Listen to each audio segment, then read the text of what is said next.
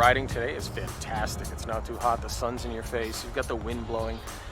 The smells, cut grass and rolling by a barbecue shop and smelling that, or cookies. It's crazy what you smell. You know, I started really young, probably, gosh, I don't know, 4 years old or so.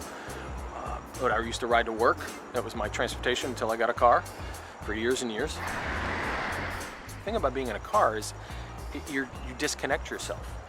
You can't disconnect yourself on a bicycle in traffic. You can't. And you are no longer the top dog. And that's really important. I actually think that feeling is important to help you make you a better driver, because you're more aware of what's around you in the world. So I founded Maverick Charities to give back, to expand opportunity for other folks. We partner with organizations who help incarcerated folks who are coming out of incarceration get back on their feet, and some of them can't have licenses. We're about to donate 50 bikes to Loudoun County Public Schools. We plan on doing it frequently throughout the year, at least twice a year. Bicycling in the United States has been increasing over the last decade or two in certain cities and places like Minneapolis, San Francisco, Portland, Washington, D.C. Bicycling has gotten an additional boost by a very unfortunate event, which is the COVID crisis.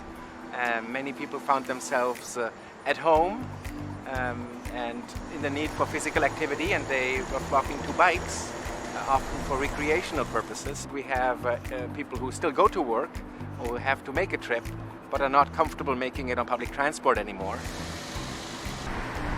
The more people ride their bikes, the more likely drivers know cyclists who ride their bikes, the more likely drivers are cyclists themselves, and we're developing more of a traffic culture that's watching out for the other, because the cyclist is not the unknown or the other,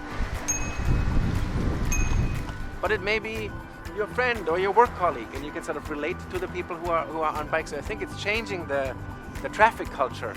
About 40% of all trips that are taken a day are shorter than 2 miles. These are very bikeable distances, so there's a great potential, especially in cities. The more the community rides, the more the community will enjoy riding together. In the end, it brings us closer together. That's what bicycles do. They enable the world and they bring us closer together.